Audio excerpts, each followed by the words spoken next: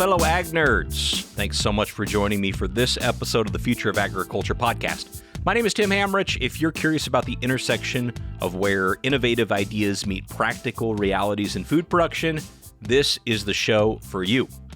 It has been a wild year, and I'm sure wild is not the right word. I don't know how to sum up 2020 in one word, but it's been challenging for sure. However, there have been some definite highlights on this podcast throughout the past year, including crossing over the milestone of 1 million downloads, which was pretty cool, launching our new membership community, which you can join at patreon.com/agriculture, and experimenting with a guest co-host on a few episodes, which I thought worked out really well with Jeanette Barnard. Thank you to all of you who continue to listen to the show every week, who subscribe. It's really been one of the most fulfilling projects of my career, so I really appreciate it. Around the new year, I typically like to reflect on previous episodes, particularly those from the past year, and pull out some insights that I think are important for the future of agriculture. This approach last year produced what is still by far the most downloaded episode of this podcast, titled 5 Trends for the Future of Agriculture. As I reflect on the content from this past year, a different insight became immediately clear, which is ag tech, which we often talk about here, has a long way to go. I mean, as much as we talk about the money that's poured into the industry and how much potential there is for the future of agriculture, progress has been, by many measures, slow, and change, in a lot of cases, has been minimal. Now, this isn't an indictment on anyone in the industry. I mean, everybody is talented and working hard that I get to interact with. Instead, it's more of a statement that we all probably don't say often enough. Innovation, especially in agriculture, is hard. Today's episode explores some of those barriers that are holding back the entire sector and profiles a few companies that are directly addressing and trying to eliminate those barriers. Loyal listeners will remember that I love talking about the idea of enabling technologies, which is to say breakthroughs that open the floodgates for numerous future breakthroughs.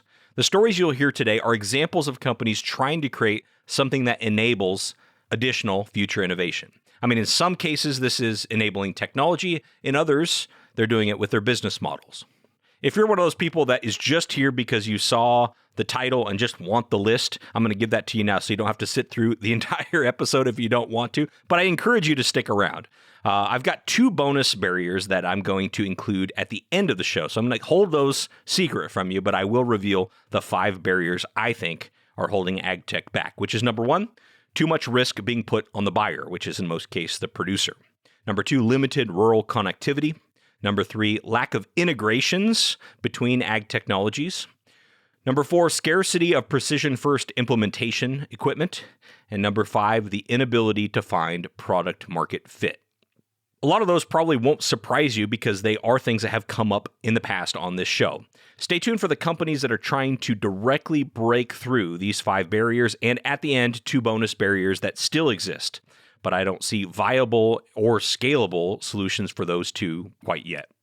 First, though, we're going to start with a major problem in ag tech, which is the buyer ends up taking all of the risk. They pay for a product or service, and if it doesn't work, they kind of live with the consequences. And it's not surprising why so many of the ag tech customers are soured by the concept of something new. But what if we could create a sort of warranty-like product that the ag tech community or retailer subsidizes for the producer that pays out if the product doesn't live up to the marketing? That's what Growers Edge has done. They're offering financial products that serve as sort of warranties for certain agricultural products, and have also added other financial services as well. CEO Dan Cosgrove was on the show way back in episode 156, but at that time he had just started this new role, and it's been a while, so I decided to chat with him again this past month about the company.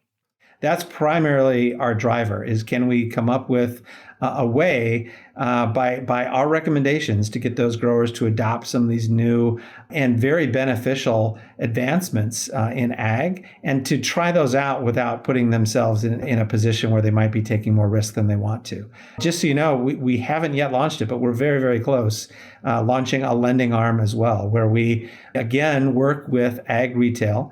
We are able to create for them almost a lending as a service platform where they can offer their growers their own labeled, branded lending opportunity that we administer and handle behind the scenes, all hoping to solve two big problems for the grower: risk management and access to capital.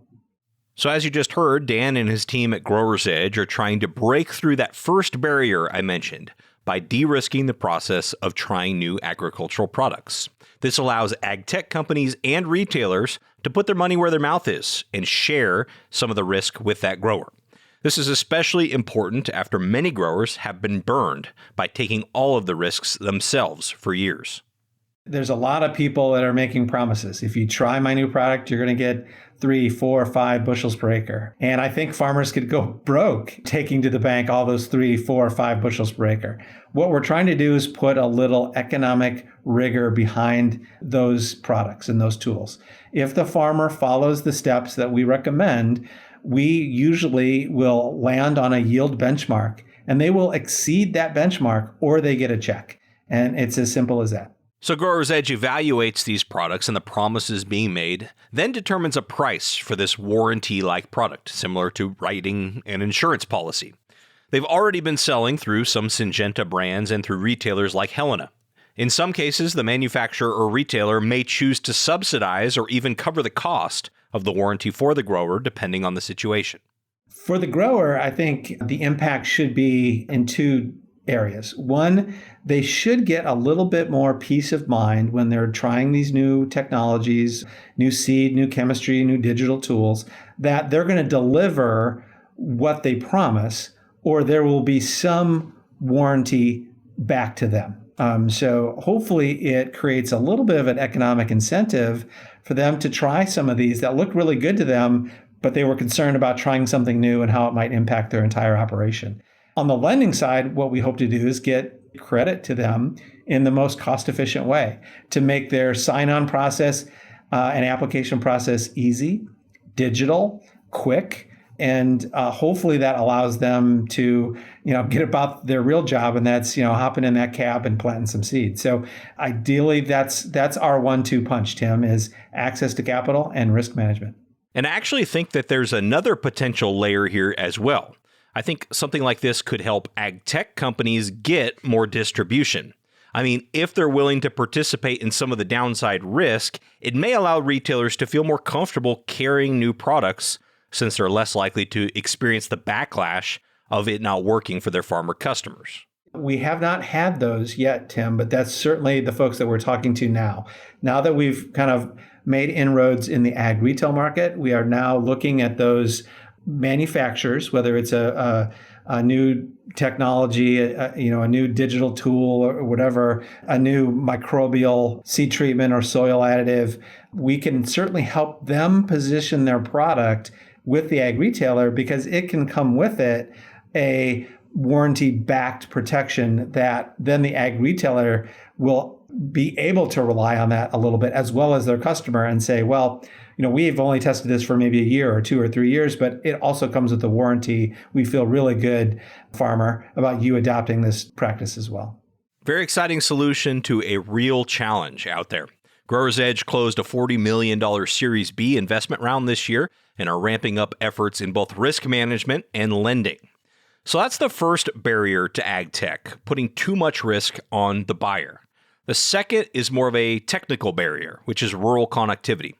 For as much as we talk about data in agriculture, we are still limited in our ability to actually collect data for real-time decision-making. The Internet of Things is full of wonderful tools if you can somehow get them connected. As many of us have experienced, even in 2020, rural connectivity still leaves much to be desired. But Swarm is actually making some serious headway on their goal of solving for global affordable connectivity for connected devices. We spoke with CEO and co-founder Sarah Spangolo on episode 228 about how they are achieving that goal by launching constellations of sandwich-sized satellites into lower orbit space. We have made tremendous strides towards that goal over the last 3.5 years. We've launched 9 of the world's smallest communication satellites that literally fit in your hand. And we've done a variety of trials and pilots providing low-cost connectivity solutions on a global scale to a variety of different verticals, including ag tech and logistics and energy and other IoT applications. And this is a very exciting year for us because we are going live in the commercial sense. So we have all our regulatory approvals. We'll be launching about 150 more over the next year, and that'll provide us with a network of 150 satellites for global continuous coverage, covering every point on Earth at all times, and essentially providing a lower cost version of existing networks that people might know of, like Iridium and Orbcomm, that do provide satellite connectivity, but they're so expensive that most people don't use them or even know about them.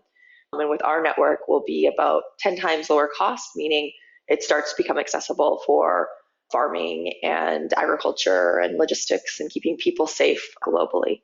Sarah says traditionally, satellite connectivity has been too expensive and alternatives very limited. This has been holding back a lot of innovation related to internet-connected devices on farm. Yeah, so a lot of the sensing companies today in the ag tech space rely on cellular coverage. So they can only deploy where there's cell. And often that's very frustrating because they'll think they have cell in like Napa and then they'll deploy a bunch of sensors and they don't actually. So it's not super useful. They may also rely on other terrestrial systems like GSM or LoRaWAN or Sigfox or Zigbee in certain locations. There's all these different terrestrial wireless protocols. The challenges with all of them, of course, is they have limited reach. So, it's only out to maybe tens or hundreds of kilometers in certain cases, and then just nothing. So very limited. They can't rely on a single global solution. Some ag tech companies may use Orbcomm or Iridium, but again, that's pretty rare just because of the margins and the cost structure of those prohibitively expensive solutions. How that will change with Swarm is that those that are using cellular can now extend their coverage to be truly global, and it will be at a price point that is reasonable for them. So in the ag tech space, it's a lot of people going from using cell in cell to now using Swarm outside of cell. And that allows them to have truly global reach, which is very impactful for a lot of their business cases. Swarm's customer is actually the ag tech company itself, not typically the farmer. They sell both the hardware and the connectivity as a service, similar to a cell phone provider. The ag tech company would then include these costs, like any other, into their service offering to the farmer. We sell hardware, and we have a very simple, small modem, which is somewhat like a cellular modem, but it's a satellite modem that gets embedded within a sensor, like Arable's moisture sensor, for example. We also have a standalone device that has its own battery and antenna and processor that can be connected wirelessly or wired to sensors. So we sell those two devices, kind of like selling a cell phone or a cell phone chip that then gets embedded into a third-party device. And then we sell our services much like a cell phone service. So it's X dollars per month for a certain data volume, much like your Google Fi or your AT&T or Verizon type subscription. And that's it. We don't have setup fees. We don't have annual fees. We don't have teardown fees. The farmer is probably more the end user. So it's more likely that we would sell to some sort of systems integrator that would create some sort of like moisture sensing package that would include obviously the moisture sensor, the Swarm system, and then some sort of platform that the farmer can use to determine whether or not they should bring in their yield or water or not water. And they would resell that to the farmer.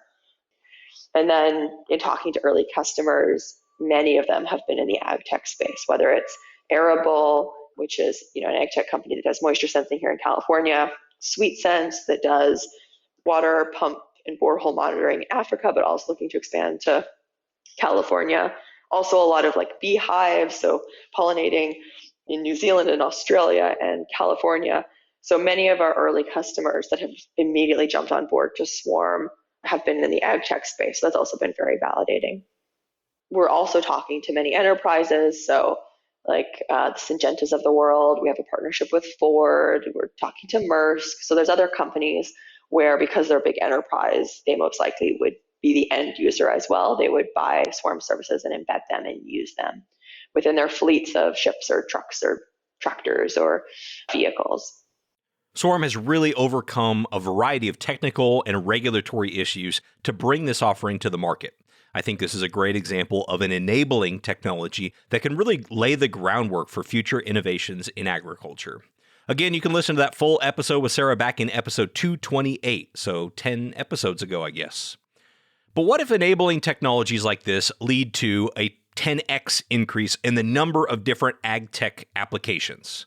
Are farmers really going to just keep adding application after application for infinity and use them all individually?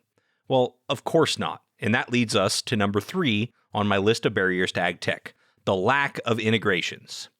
We actually talked about this problem with Corey Wilness back in episode 211. I think we called them data silos, and Corey was saying one problem is everybody wants to be the platform instead of just focusing on building a great application that might be able to integrate with other applications.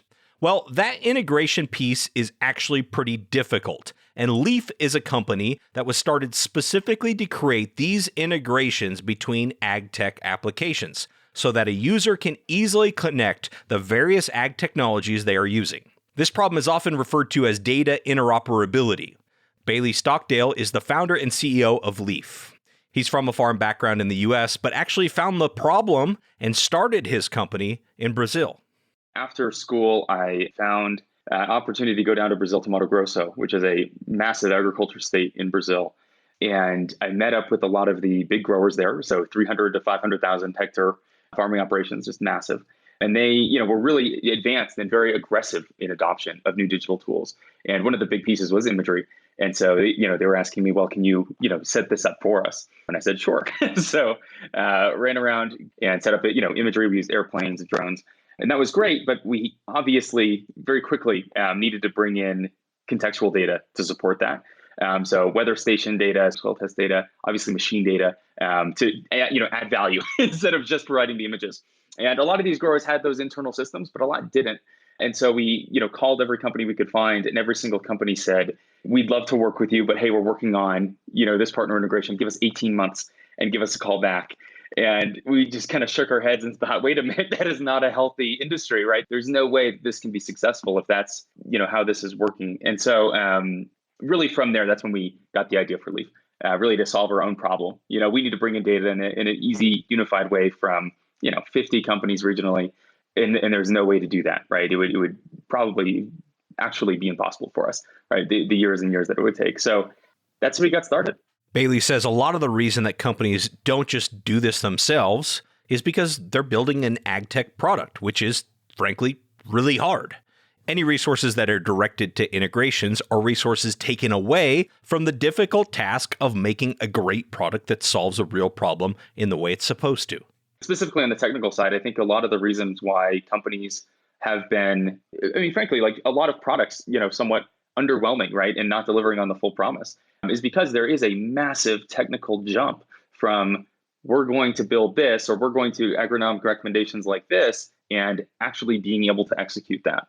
And it's not just the small companies, right? So it goes big too. So what Leaf helps customers do is create what Bailey calls data infrastructure to allow various agricultural applications to easily be connected to each other by the user to share data. When I say data infrastructure, I mean really like integrations and data pipelines between companies. So a classic example, and we do a lot of this, is if you have a partnership with John Deere or Climate Field View or Trimble or CNHI or Raven, any of these companies, and you want to do something fairly simple like display a planted or applied map on a dashboard, right? Or figure out crop type and planting date. That's actually an extremely difficult challenge to do manually without infrastructure, because you would have to go individually to each one of these and figure out their own internal systems before you can pull that data. So when I say infrastructure, I mean the tools and essentially like tooling, right, to make pulling that data much easier and much more streamlined in a unified way. Some might say that ag tech just needs to be more collaborative. But Bailey says these data interoperability problems can't be solved by just announcing partnerships. The technical aspects behind the scenes are very difficult to execute. He sees the early use cases being so seamless that a user doesn't even realize an integration has been created. What matters a lot more is getting the value to the grower. And it's not always the grower. It could be consumers. It could be other businesses. But in this case, like let's think about growers. A simple example is, okay, I have an ERP or a farm management system.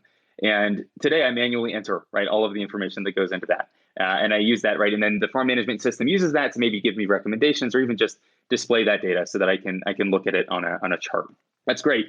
What if we could auto import all that data, right? So you don't have to do the manual entry. Okay, well, that's right, quite easy using Leaf. You just use Leaf, you connect with all the different machinery accounts or cloud platforms that you have, and then you can pull that data in a consistent format from any of them, right? So that's powerful. So it's a small use case, it's a mini use case, but I think there's still quite a bit of value there. That's why I use Zoom and Google Calendar, right? So I don't have to do a copy and paste or manual data entry. From there, it gets much more complex. So I wanted to highlight that small one first, just to show that it's hidden, right? That's not something that everyone's going to drop everything and go run to do, but it's powerful and it's useful and it's simple and it's already in tools that they're using. And I see the same progression happening on the financial side because these are decisions that growers are very, very good at, financial decisions. And so if you bake in, right, smart models, but it's all in the background, right, where essentially it's like a smart lending rate where your lending rate will adjust based on your last 5 years of operations data, right? So if you consistently do the right things at the right time, then wonderful, like we'll reduce your rate.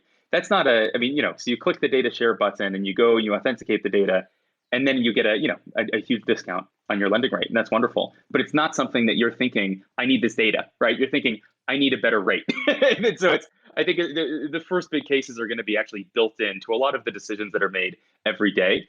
But in the backside, right, these decisions and in products will be powered by a massive amount of data. But for the end user, it's just going to be a better deal or a smarter decision. So that's how I see it progressing at first. But you may be asking yourself, isn't everyone out there just trying to hoard data so that they can capture the value from that data? Bailey sees this mentality slowly changing in agriculture for the better. In fact, we just talked about it last episode with Craig Gansel. The value of data is not in who has the most of it, but it's in who can use it. Oh, and quick note here before this next clip. Bailey will mention Plaid as an example, which basically does these same integrations for fintech, financial tech, that Leaf is doing for agtech. The value of the data is not having it in a box somewhere where it just sits there and hopes to maybe be used one day by a feature that they might build one day. I think even the large companies look at this and say, well, we have this valuable data. If everything is built right with our data and we have these wonderful compatibility everywhere, right? That's really how we unlock the data. And I think the other side of this is kind of an effect where, like, we'll use the Venmo example. If you're a bank and you're not compatible with Plaid, then you're not compatible with Venmo. And that's a big problem because consumers love Venmo. And so I think it's a little bit of that as well, where everyone is moving in this direction. Are you really going to be the only company that's not compatible with this financial application or this farm management application or this agronomic recommendation? So I think the other way to look at it is kind of being pulled in from the application side, right? And as these new applications that are generating great value emerge and flourish, you've got to be part of them, or else you're going to be the only one that's not, and that's going to be a problem for your core business. We are better off together. Great perspective there by Leaf CEO Bailey Stockdale. Check them out at withleaf.io. They recently raised a $2 million seed round from several investors, including Francisco Hardim of SP Ventures, who was on this podcast just recently on episode 230. With all of this data talk about collecting data with connectivity and sharing data across platforms, we need to continue to create new ways to actually take action against the data we're collecting and learning from. Most farming is still done with the type of machinery that was developed long before we had what we refer to now as precision agriculture. And that's barrier number 4, a lack of precision-first implementation equipment. We talked about this in episode 196 with Sam Watson-Jones of the Small Robot Company, and then again on episode 200 with Michael Ott of Rantizo. I could have used clips from either one of these great episodes, but for today, I chose to focus on Rantizo because their drone spraying solution is so unique and immediately competitive with the scale of established equipment. I also chose them because they are not only enabling just precision applications of liquids via drone, but also of cover crop seed, beneficial insects, and even pollen. Here's CEO Michael Ott explaining how the Rantizo drone spraying system works. So we're flying about 15 miles an hour. We're covering right now 14 acres an hour. So that's at a 3 gallon per acre rate. That's our current setup. With our automated mix and fill system, we'll bump that to about 20 to 23. That'll be out in a couple months. And then by the end of the summer, we'll be swarming, flying 3 of these at once. And then we'll be covering about 60 acres an hour. So that'll be what most tractors are doing, about 60, 80 acres an hour. So we'll be able to do that in any situation. You might be wondering how someone can fly 3 drones at once in a swarm situation. Well, the drones actually fly themselves. They're completely automated. Michael also mentioned there at the end that they'll be able to cover the same amount of ground as a tractor in any situation. And that's actually a big differentiator here. We can get into fields where nobody else can. So a day like today in Iowa, so it's raining pretty hard. It'll rain till about 2:30. And if we wanted to, we could go spray this afternoon. We're doing a demo tomorrow. It's going to be super sloppy and muddy. That's totally fine. We can get out and apply in those situations. So one, it gives access to fields where nobody else can. That's a primary benefit. A secondary benefit is that we can apply to just portions of fields. So we had a press release. I don't know if you saw that. We integrated with an imagery company called Tyrannus. We mapped out the issue in the field and saw that there was a micronutrient deficiency in this case. It could have been a micronutrient or a pest or whatever it was, but the takeaway is that it was a small portion of the field that needed to be sprayed. So we understood what needed to be sprayed right there, applied just in that location, and we got a 2.6% yield increase in that farmer's soybeans. So rather than spray the whole field, we sprayed just a portion of it. So there's a significant advantage for the farmer, especially because we can dramatically reduce your input costs just applying where things need to go. We're solving for the labor problem that pretty much everyone has. That in corn, soybeans, in hemp, in berries, in orchards, everybody has labor problems. So that's what we're solving for. So we stay below 55 pounds. We end up making multiple trips, which is fine because we can actually tailor the what is delivered out there if you want to. Like when you've got a sprayer, you're basically spraying a ground sprayer. You've got one thing that you're spraying through the whole field. Like, okay, we're going to hit the whole thing with Roundup. We're going to hit the whole thing with this insecticide or whatever it is. We can put insecticide there. We can put herbicide there. We can put nutrients here. So we can really modulate what you will put in the field with those smaller loads. So we take what could be a disadvantage and turn it into a pretty big advantage. So this is a breakthrough technology for a number of reasons, such as Rentizo has blazed the trail to make this possible from just a regulatory standpoint, which is a major hurdle. And also, their technology allows for a lot more specialty applications to be precisely administered. On the liquid front, we're doing anything you can apply aerially, herbicide, pesticide, insecticide, you name it. If there's an aerial rate, we can spray that. Also, on the granular side, we're doing cover crop seeds, which we did a ton at the end of last year. That was a really, really nice opportunity for us.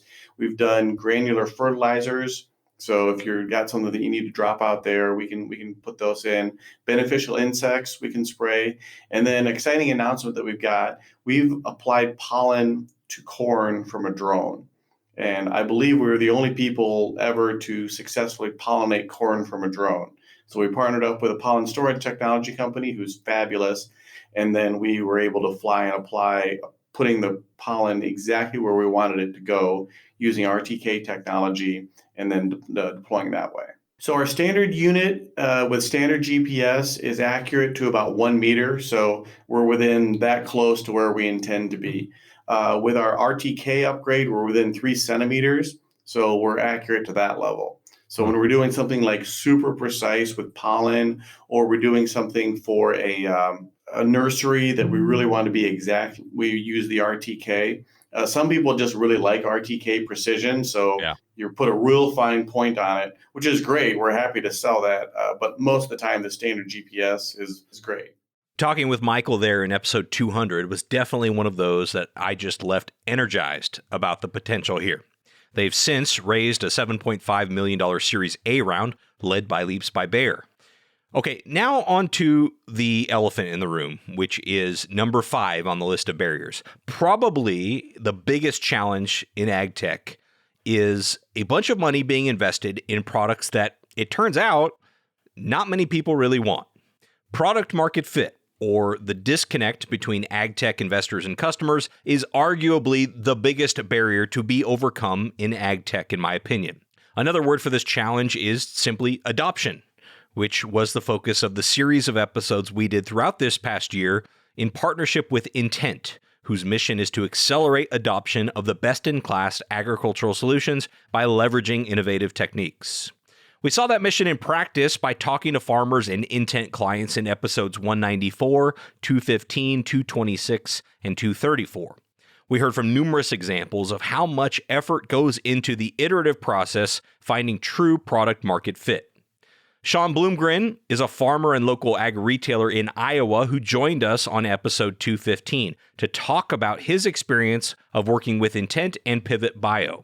His perspective as both a farmer and retailer, I thought, was extremely valuable. I think the concept of ag sales is starting to dissipate. It's something that we work a lot in our organization.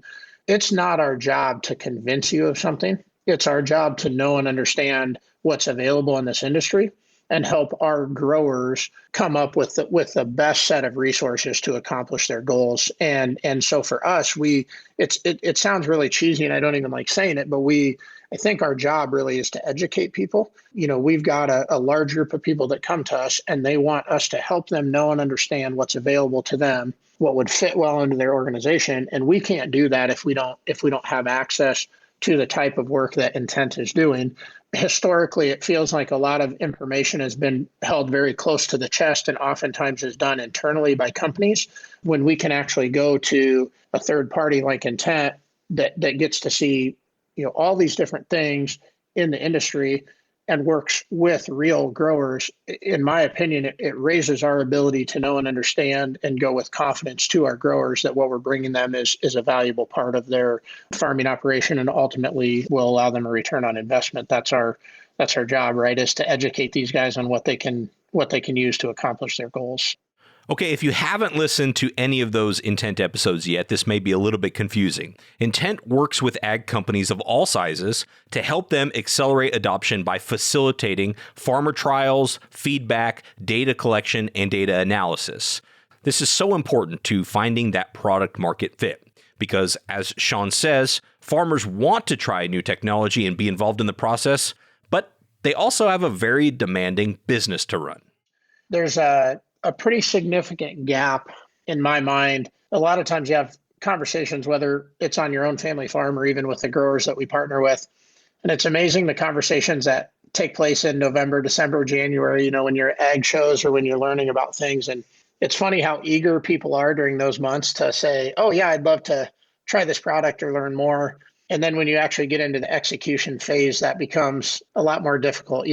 We've created an ag system that continues to move faster and faster and cover more acres and smaller windows of times that we're trying to execute these things. And so I think that actual process of saying, yes, we're interested, yes, we want to try this out, but then the actual process of execution is often a lot more difficult than we maybe think it is. And those are hard lessons to learn, and they're very frustrating. And oftentimes in a cycle that you only have one opportunity a year to do, it's amazing how you can burn an entire year and go, man, there's really a lot of things I wanted to learn. And I didn't take the time or put in the effort to build them in the right way to really get the information I was hoping for.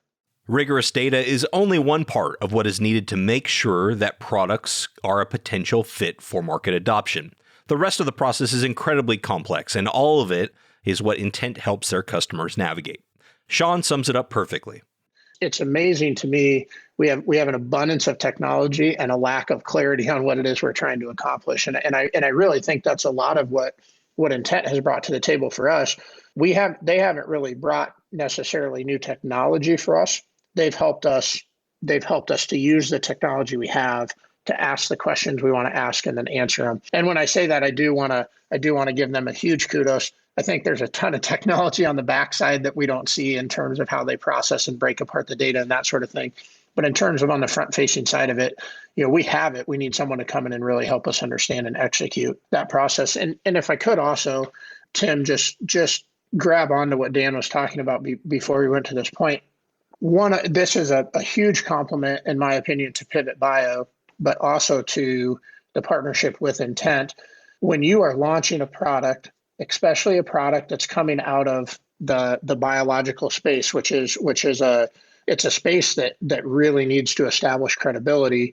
One of the challenging things, whether you're a farmer choosing to invest or whether you're a seller that wants to go offer this to their growers, really is the ability to handle objections well, and give confidence to the end user. And so when you look at what Pivot has done, in large part because of the partnership with Intent, they've allowed to say, we know these certain things to be true from our internal data. And a lot of companies would have said, based on that, we're going to go to market. I think that Pivot knew that in and of itself isn't enough. So now we're going to go partner with Intent. We're going to build a broader network. We're going to verify that what we know to be true in the lab is true in the field. And then that's not even going to be enough. Now we're going to go and we're going to partner with land-grant universities so that we can again verify our information. So as someone who both uses the product on personal acres and also sells the product, the really nice part for me is I can say, hey, here's what we know scientifically to be true. And here's proof from an independent third party. And then here's proof from a land-grant university. And as we can kind of build those blocks of confidence in, it makes adoption of this stuff so much easier than if it's simply, we know this to be true in a lab. And that oftentimes I think is the great gap you have to get across with biological products, is just seeing them vetted out over a large enough area. That full interview with Sean Bloomgren and also Dan Poston from Pivot Bio can be found on episode 215. Also, check out Intent at www.intent.ag. That's IN10T.ag, intent.ag. If one message or theme should float to the top from all of this, it's this. Ag innovation is hard. I mean, really hard. But if successful, companies like the 5 profiled in this episode will open doors for more ag tech innovations in the future. Will it still be difficult? Of course it will, but some of the major barriers that we're experiencing today will be more surmountable. I mentioned at the top of the show that I also have an additional 2 barriers that I would share here at the end. The first one has to do with funding models. The companies mentioned have each received at least some type of venture financing. But in my opinion, the venture capital model is a good fit for a very small percentage of the potentially viable ag tech businesses. But there are a lot of great ideas out there for truly viable businesses that aren't set up to potentially be billion-dollar unicorns. What is the funding model for these businesses? I think there are opportunities here, and I would love your suggestions or solutions or potential people to talk to about this barrier that still very much exists. The second bonus barrier here is discoverability and some sort of validation. How can users of ag technology keep up with the latest products that are hitting the market and hear what early users are saying about them? This is a problem that I'd actually like to try my hand at tackling in 2021. I'm going to start off with dusting off the old Future of Agriculture email list. So if you're interested in this concept, please make sure you go to futureofag.com and click on the email icon there in the center of the page to sign up. I'll be sending out regular emails with, in addition to my normal content, the latest ag products with input and feedback from early users whenever possible. So once again, we'll add these 2 bonus barriers, and my 7 total now barriers to ag tech advancement are: too much risk being put on the buyer, in most cases the producer. Number 2, limited rural connectivity. Number 3, lack of integrations between ag technologies. Number 4, scarcity of precision-first implementation equipment. Number 5, inability to find product market fit. Number 6, lack of alternative funding models other than venture capital. And number 7, challenges in discoverability and validation. What would you add to the list or take off the list? I'd love to hear. Tweet me. I'm at Tim Hamrich. Thank you so much for your time and your attention throughout 2020. I really don't take it lightly. I hope you'll stick with me for another year here. I'll be back next week with another story of ag innovation.